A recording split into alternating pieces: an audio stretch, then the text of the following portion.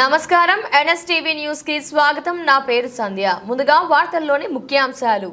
గొల్లపూడిలోని national highway west bypass ముందు ఉన్న highway road recent గా వేసిన సందర్భంగా రోడ్ అది కుంగిపోయి దాదాపు 100 మీటర్ల దూరంలో హైవేపై కుంగిన గుంతలతో అధిక లోడుతో వస్తున్న ట్రాక్టర్లు గాని లారీలు గాని ఇతర వాహనాలు అక్కడికి వచ్చేసరికి స్లిప్ అయి యాక్సిడెంట్ జరిగే సందర్భాలున్నందున వెంటనే నేషనల్ హైవే వారు స్పందించి వీటిని మరమ్మతులు చేయాలని వాహనదారులు ప్రజలు విజ్ఞప్తి చేస్తున్నారు.